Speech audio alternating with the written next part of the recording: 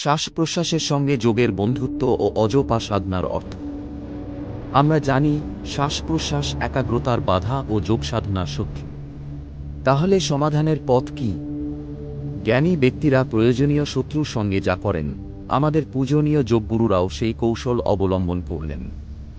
শত্রু শ্বাস প্রশ্বাসকে কাছে টেনে বললেন, ভাই, তুমি আমাদের প্রিয় বন্ধু, তোমরাই তো আমাদের প্রাণ।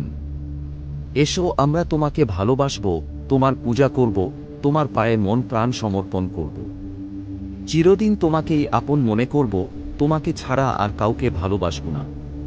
তোমার প্রতিটি পদচারণা আমাদের চোখে আনন্দের নৃত্য হবে। শ্বাসপ্রশ্বাস এই কথা শুনে কৃষ্ণরাধার গোষ্ঠবিহারী হাসির মতো যোগগুরুদের সামনে এসে দাঁড়াল।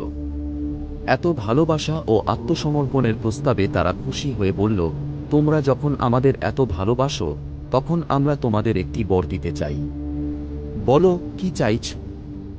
যোগগুরুরা মনে মনে হাসলেন, কিন্তু বাইরে গাম্ভীর্য বজায় রেখে বললেন, হে শ্বাস প্রশ্বাস, আমরা অমরত্ব চাই না, দেবত্ব চাই না, পৃথিবীর কোনো সম্মান বা যশ চাই না, এমনকি গৌরব বা ঐশ্বর্যের কোনো আকাঙ্ক্ষা আমাদের নেই।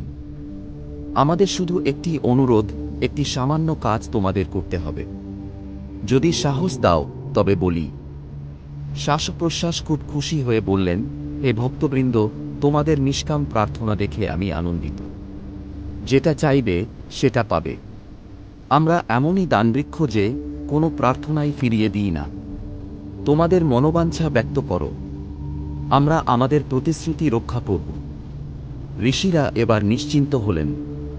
তাঁরা বললেন, হে শ্বাস প্রশ্বাসরূপী গুরু, আমাদের প্রার্থনা একটাই, আমাদের যতদিন জীবন থাকবে ততদিন আমাদের ইষ্টনামের জপের ভার তুমি বহন করবে।